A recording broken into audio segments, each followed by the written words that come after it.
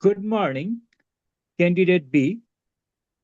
My name is Khalidur Khan, and my CIPD number is 923918833.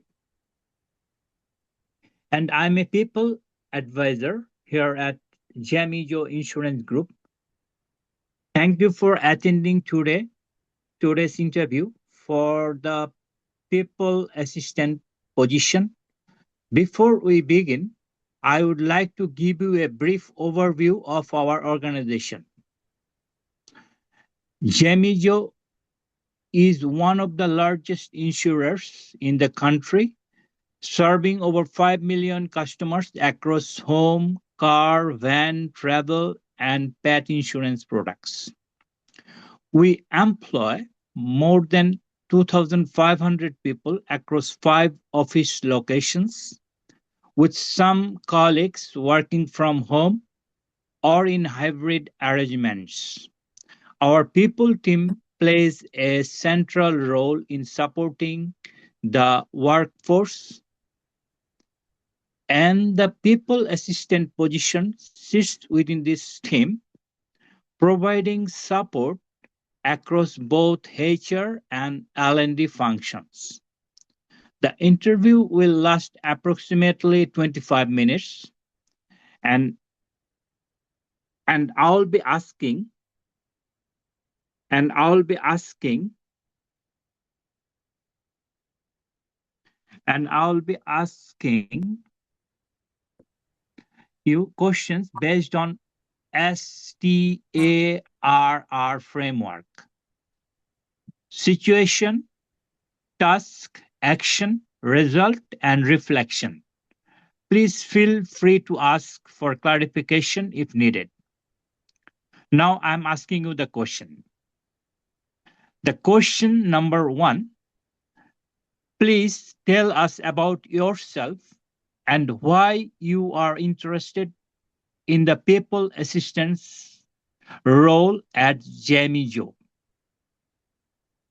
Thank you for the introduction and for having me today. I have been working as an HR administrator for the past 2 years within a financial services organization, where I have gained practical experience across recruitment support, employee record management, absence monitoring, and onboarding coordination. I have recently completed my CIPD Level 3 Foundation Certificate and am currently progressing towards Level 5.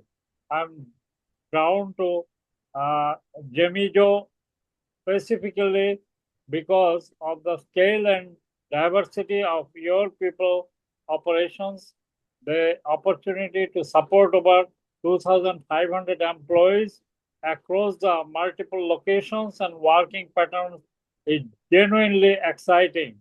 I'm also attracted to with our dual focus on HR and L&D, as I would welcome the opportunity to broaden my experience beyond pure HR administration into learning and development activities.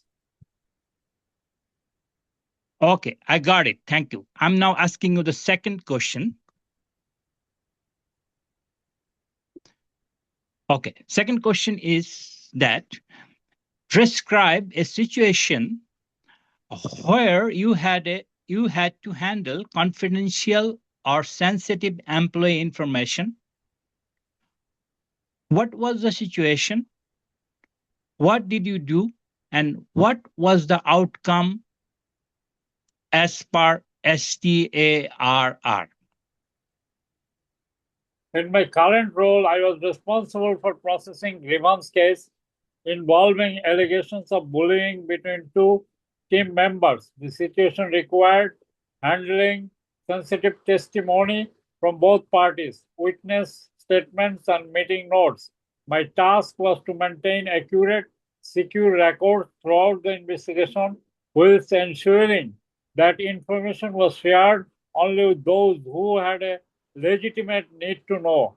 I ensured all documents are stored in the restricted access section of our HRIS, password protected any email attachments, and maintained a clear audit trail of who accessed which documents and when. The outcome was that the investigation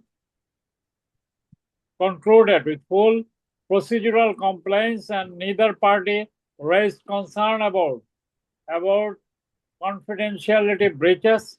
Reflecting on this experience, I recognize the critical importance of data discipline in people practice.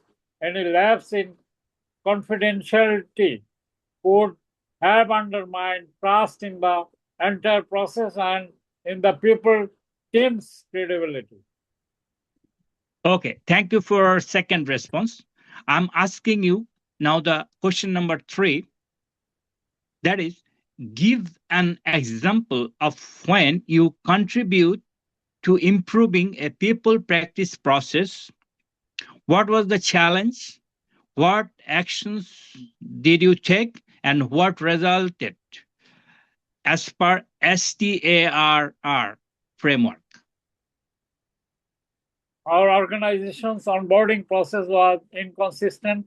Different managers provided varying levels of induction and new starter feedback constantly highlighted, highlighted confusion about policies and expectation during their first week. I proposed standardizing the onboarding experience by creating a structured first week checklist, a welcome pack containing essential policy summaries, and a buddy allocation system, pairing new starters with experienced colleagues. I drafted the materials, consulted with managers across three departments for input, and piloted the revised process with a cohort of five new starters. Feedback improved significantly, with all five rating their induction experience as good or excellent compared to the previous average of satisfactory. The revised process was subsequently adopted across the organization. On reflection, I learned that process improvement requires collaboration with stakeholders, involving managers in the design, ensured practical buy-in rather than resistance to change. Okay, thank you very much for your question number three response. Now I'm asking you the question number four.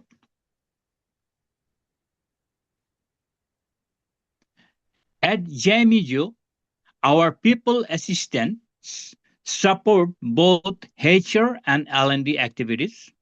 How would you approach supporting the coordination of a training program for new call center staff? I would begin by understanding the program's learning objectives, schedule, and logistical requirements through discussion with the L&D lead and reviewing any existing program documentation. Practically, I would coordinate venue bookings or virtual platform setup, prepare and distribute pre-course materials to participants, ensure all trainer resources and handouts are ready, and manage participant communications, including joining instructions and dietary or accessibility requirements.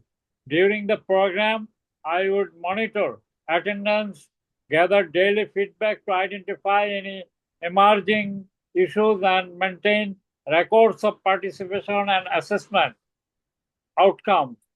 Post program, I would collect evaluation data and produce a summary report for the L&D team to inform future program iterations. My experience with sympathetic record keeping and stakeholder coordination in HR administration transfer directly to L&D support, and I would welcome the opportunity to develop specialist L&D skills throughout this aspect of the role. Okay, thank you so much. I'm asking you now question number five. How do you stay current with developments in employment legislation and people practice? I maintain my professional currency through several complementary methods. I subscribe to CIPD people management updates and regularly review CIPD fact sheets when specific legislative or practice questions arise in my work. I completed an employment law update course last year that covered the expanded flexible working rights and recent tribunal developments, which I subsequently applied by recommending a policy revision to my manager. I also participate in a local CIPD branch network group where practitioners share experiences and discuss emerging challenges. Pursuing my level 5 qualification provides structured coverage of current frameworks and best practice. I approach CPD proactively by maintaining a development log that links learning activities to specific competency goals, ensuring my development is purposeful rather than passive. Okay, thank you for your question number 5 response. Now I'm going to ask you the last question, which is question number 6. Do you have any questions for us about Jemijo or the people assistant role?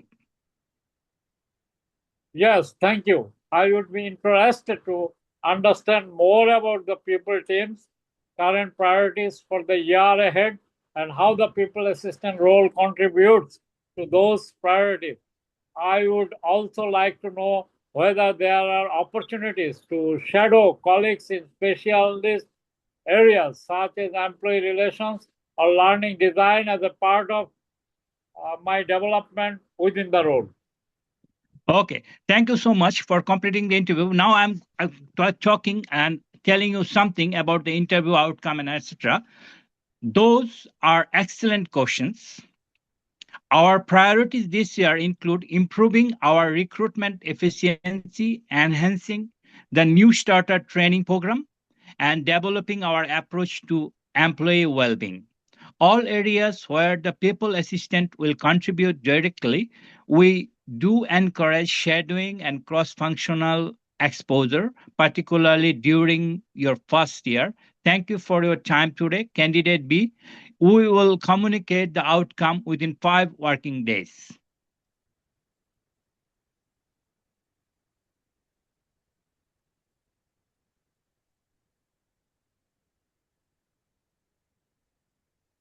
Okay, Uh, okay.